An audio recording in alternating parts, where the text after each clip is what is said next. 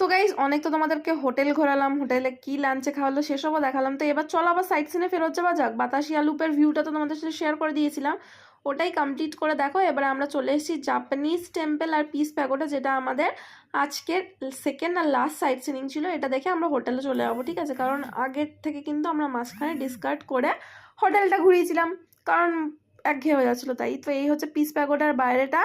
ভেতরটা গাইস খুব সুন্দর, পুরো কাঠের, আর এখানে বেশ ঠান্ডা ঠান্ডা ছিল, ওয়েদারটাও খুব ভালো, চারপাশের ভিউটাও খুব ভালো।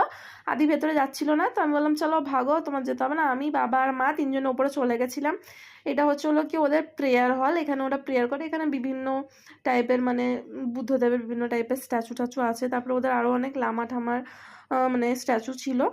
আর এইটা হচ্ছে হলো কি পিস প্যাগোডার জানলার থেকে জাপানিজ টেম্পলের ভিউটা, যেটা দুর্ধর্ষ ছিল। আর জাপানিজ টেম্পলটাও কিন্তু খুব সুন্দর ছিল, ওখানেও বুদ্ধদেবের বিভিন্ন স্ট্রাকচার ছিল।